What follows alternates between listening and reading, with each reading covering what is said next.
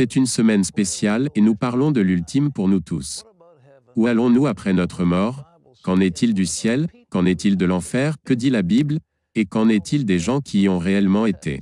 Eh bien, nous avons des témoignages de première main. Mais selon un sondage Harris, 69% des Américains croient en l'enfer. Mais seulement 1% pensent qu'ils vont y aller.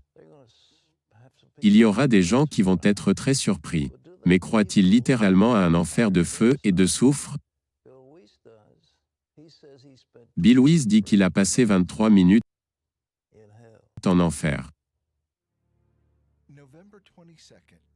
Le 22 novembre 1998. C'était une nuit habituelle pour Bill et Annette Wiese. Ils ont passé la soirée avec des amis, puis sont rentrés à la maison et se sont couchés vers minuit. Environ 3 heures plus tard, Bill s'est senti retiré de son lit et jeté dans les airs. Il atterrit sur le sol dur d'une cellule de prison.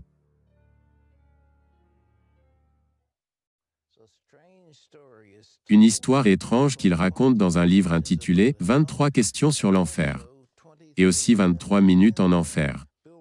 Bill Wiese est ici avec nous. Bill, c'est bien de t'avoir. C'est un honneur d'être avec vous. Tu es plus beaucoup qu'un membre nominal de l'Église, tu es plus qu'un simple membre. Tu y consacres du temps. Pendant 41 ans, j'ai été impliqué dans le ministère des églises. Avant que cette chose ne t'arrive. Tu dormais? Oui. Nous sommes allés à une réunion de prière. Revenu à la maison, comme toute autre nuit normale. Et je me suis levé à 3 heures du matin pour prendre un verre d'eau. Et tout à coup j'ai été retiré de mon corps. Comme être aspiré hors de votre corps. Et je me suis retrouvé tombant dans les airs. Et j'ai atterri dans cette cellule de prison réelle, en enfer. Mur taillé, rugueux. Prison sale, avec barre puante, comme un cachot. C'était une expérience hors du corps, c'était une vision. Ok. Je n'en ai jamais eu de telle avant, d'aucune manière. C'était en fait une cellule de prison, et il y avait de ces créatures démoniaques dans cette cellule. Oh, comme? Avec des apparences de reptiles, avec des bosses et des écailles sur tout leur corps. 2 en particulier mesuraient environ 3 ou 4 mètres de haut. J'ai des références bibliques écritures pour ça, mais... Cela ressemblait-il à ce que tu as déjà vu en photo? Oui, il y a des représentations qui sont assez précises. L'une d'elles est dans le témoignage de Kenneth Hagin que l'église de Joe Austin a montré, au sujet d'un démon qu'il a vu. Qu'est-ce qu'ils t'ont fait? Où ont-ils fait? Premièrement, ils blasphémaient et maudissaient Dieu, et avaient une haine extrême pour Dieu. Ils étaient déformés, tordus, des créatures grotesques, et ensuite ils ont dirigé cette haine contre moi. Je me suis demandé pourquoi? Qu'est-ce que j'ai fait contre eux? Mais un m'a pris et m'a jeté contre le mur avec une force énorme. Je me suis effondré sur le sol. J'ai senti mes os se briser. L'autre a enfoncé ses griffes dans ma poitrine, a déchiré ouvertement la chair. Vous avez un corps en enfer, mais il peut résister à ce tourment. Et il n'avait absolument aucune pitié. Une haine extrême pour Dieu et pour l'homme. Aucune pitié du tout? Non, pas du tout. Bien, quand vous étiez dans la cellule avec ces créatures, y avait-il quelqu'un d'autre? À ce moment, j'étais seul avec ces créatures. Et ils ont commencé à me tourmenter. Je sentais des douleurs, mais j'ai compris qu'une grande partie était bloquée. Et le Seigneur m'a expliqué plus tard que je devais sentir un peu ces douleurs afin de pouvoir rapporter aux gens. Ce n'est pas métaphorique ou allégorique. Ce n'est pas un état d'esprit. C'est littéralement une vraie douleur que tu vas ressentir en enfer. Qu'en est-il de l'étang de feu? Y a-t-il eu du feu quelque part? Oui, j'ai été sorti de la cellule et j'ai été placé à côté de ce grand gouffre de feu. Ce gouffre n'était pas l'étang de feu dont parle Apocalypse chapitre 20, versets 13 à 15. Mais l'enfer actuel. Et ce gouffre était comme un énorme capuchon, un trou dans le sol, avec des flammes faisant rage très haut dans cette caverne ouverte. Et encore une fois, ce n'était pas métaphorique ou allégorique, mais de vraies flammes au sens littéral. Et Pat, c'est là que je pouvais voir des gens. Il y avait des gens littéralement à l'intérieur de ce gouffre, en train de brûler. C'est la vue la plus horrible. De voir une personne en train de brûler de feu et crier. Les cris étaient si forts. Des millions de personnes criant de tous leurs poumons. Que disait-il? Rien. Ils ne disaient rien. Ils criaient, agonisaient. Il n'y a pas de conversation. Tu n'es pas avec des gens. Tu es isolé et séparé. Et les démons tourmentaient les gens. Vous n'avez aucune conversation. Les odeurs sont si nauséabondes et putrides. Les plus dégoûtantes odeurs. Et vous respirez en fait du soufre. Et le soufre qui brûle est en fait toxique. Alors je me suis demandé comment pouvait-il être vivant en respirant cet air toxique et continuer à vivre? Il n'y a pas assez d'air pour respirer non plus. Ce gaz était ce tout petit peu d'oxygène. Qu'en est-il de l'eau? Il n'y a pas d'eau? Il n'y a pas une seule goutte d'eau. J'avais tellement soif. Juste une goutte aurait été si précieux. Comme l'homme riche dans Luc chapitre 16. Mais tu ne reçois pas cette goutte. Cet homme riche était toujours en attente de cette goutte. Vous savez, on pense que ces gens vont expirer, qu'ils vont mourir. Mais apparemment, ils ne peuvent pas mourir. Le corps dont vous êtes équipé en enfer, vous l'avez pour toujours. Parce que, vous savez que nous avons été créés comme des êtres éternels à l'image de Dieu. Et donc notre âme est éternelle. Elle ne mourra pas. Comme le buisson ardent, il brûlait et n'était pas consumé. C'est quelque chose de ce genre en enfer avec votre corps.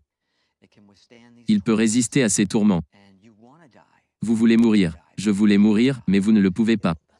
Oui, vous savez, c'est la chose la plus horrible quand on y pense.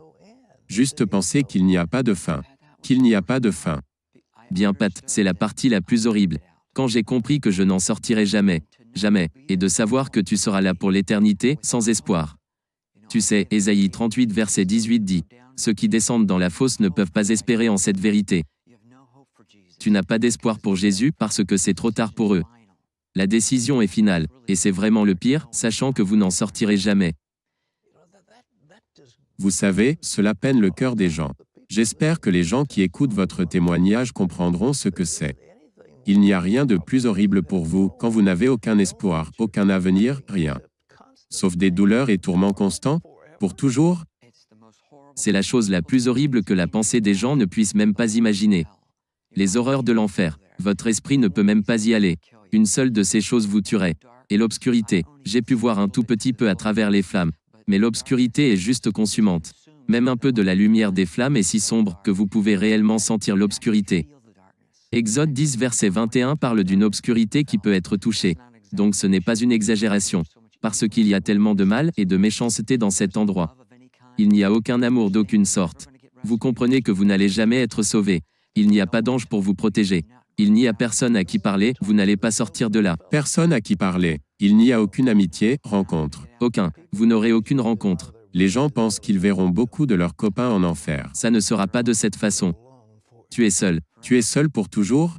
Pour toujours. Et c'est pourquoi les gens ont besoin de savoir à quel point c'est important la décision que nous prenons dans la vie-ci. Vous savez que nous servons un Dieu aimant. Il ne veut pas qu'aucun aille dans cet endroit. Qui a été fait pour le diable et ses anges, non pas pour l'homme. Mais l'homme y ira parce que Dieu aime tellement l'homme qu'il lui a donné la pleine liberté de choisir.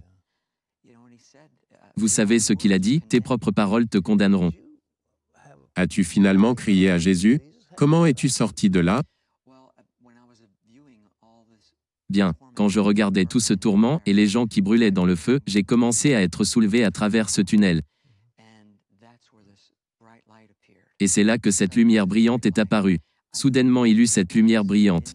Je savais immédiatement qui c'était. Je n'ai pas vu son visage, mais j'ai vu le contour d'un homme, debout dans cette lumière sainte pure. Une lumière que j'ai jamais vue. Et j'ai immédiatement su qui c'était. Et j'ai crié son nom Jésus. Et il a dit je suis. Je me suis effondré à ses pieds. Je ne sais pas si j'étais mort. Mais il m'a touché, et quand je suis revenu à moi, j'ai commencé à avoir des pensées, et il répondait à mes pensées. Et c'était beaucoup de réflexions. Je n'ai pas le temps de les passer toutes ici. Mais oui, je pensais, Seigneur, pourquoi m'as-tu envoyé dans cet endroit affreux? Il répondit que beaucoup de personnes ne croient pas que l'enfer soit réel. Il dit, même certains de mon propre peuple ne croient pas que l'enfer existe. Cette déclaration m'a surpris, parce que je pensais que tous les chrétiens croyaient en l'enfer. Mais beaucoup d'entre eux ne le croient pas. Ils croient à l'annihilationnisme, ou à l'universalisme, ou au sommeil de l'âme. Jésus a dit dans Matthieu 25 verset 46. Et ceux-ci iront pour la vie éternelle, et ceux-ci au châtiment éternel. C'est le même mot éternel qui est utilisé. Autant le ciel est éternel, autant l'est l'enfer. C'est un endroit, mais certains chrétiens disent que ce n'est pas un endroit. C'est un endroit géographique réel. J'ai compris que j'étais au fond de la terre. J'ai compris qu'il y avait différents niveaux de tourment et degrés de punition. Rappelez-vous que Jésus a dit, vous recevrez une plus grande condamnation. Il y en a des moindres. Mais le point est qu'il n'y a pas de niveau confortable en enfer. Ils sont tous horribles, au-delà de ce qu'on peut imaginer. Avez-vous découvert pourquoi le Seigneur a envoyé ces gens en enfer? Pourquoi ils sont allés en enfer? Ils sont allés en enfer parce qu'ils ont refusé Jésus comme leur sauveur personnel. Oui, ils avaient le choix dans la vie et ils l'ont rejeté. Même si Dieu s'offre aux gens tout au long de leur vie, les gens de leur propre chef le rejettent. La seule façon de connaître Jésus-Christ est de se repentir de vos péchés. Et si vous ne le faites pas, vous vous retrouverez dans cet endroit. Et qu'importe comment vous avez été élevé. Si vous ne connaissez pas Jésus-Christ, vous vous retrouverez dans cet endroit pour toute l'éternité. Cela est horrible à contempler. Ça l'est. C'est horrible. C'est horrible. C'est la chose la plus horrible. C'est pourquoi Dieu veut que nous, chrétiens, partagions l'Évangile. Et il ne veut qu'aucun aille dans cet endroit. Il pleure quand il voit des gens tomber dans ce tunnel dont nous sommes sortis. Cela le peine de voir des gens aller en enfer. Mais encore une fois, parce qu'il aime l'homme, il lui donne la liberté de choix. Il vous dit clairement comment rester à l'écart. Vous savez, Apocalypse 21 verset 8 dit que tous les non-croyants auront leur part dans les temps de feu. Il nous dit donc si vous ne croyez pas en ma parole, vous finirez là. Donc c'est leur propre parole qui les condamne. Et les envoie là-bas. Qu'est-ce que tu as fait après cela? Parce que tu y as été que pendant 23 minutes. 23 secondes auraient été assez. Mais cela a changé ma vie. J'ai quitté ma carrière dans l'immobilier. Ma femme et moi voyageons à plein temps dans le ministère. Juste pour partager des informations avec les gens. Vous savez, ce n'est pas un message de condamnation. C'est simplement un message d'avertissement.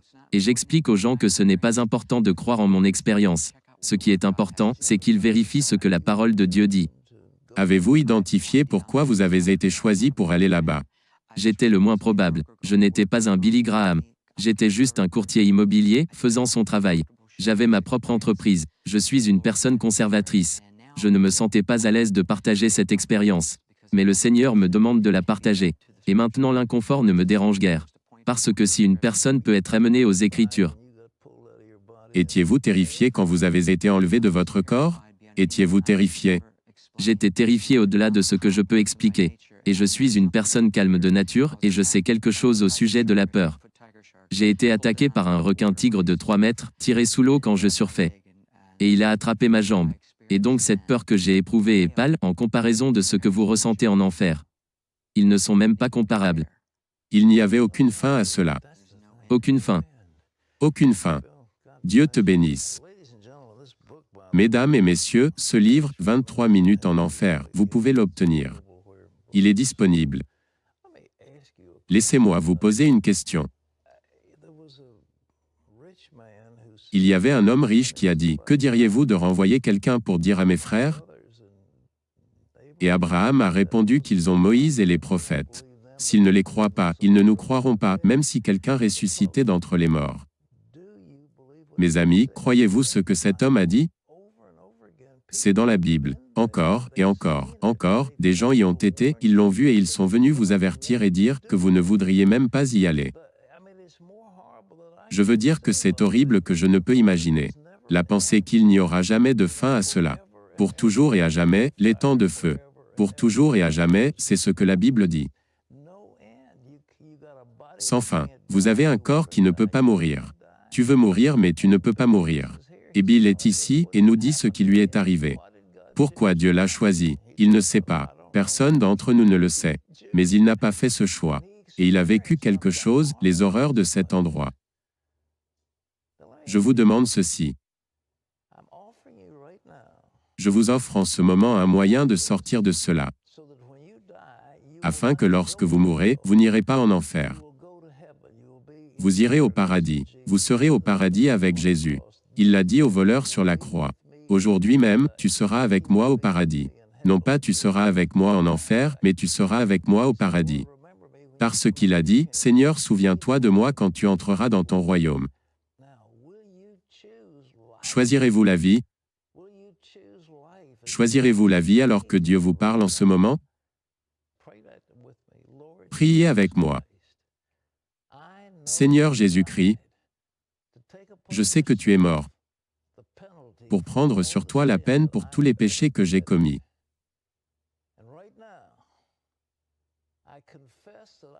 Et maintenant, je confesse que je crois que tu es mort pour moi, selon les Écritures. Et donc je te demande, viens dans mon cœur, prends le contrôle de ma vie. Vis ta vie pour moi et en moi. Et à partir de ce moment, Seigneur, je suis à toi. Merci de ce que tu as entendu ma prière. Et merci de venir dans mon cœur. Merci Seigneur.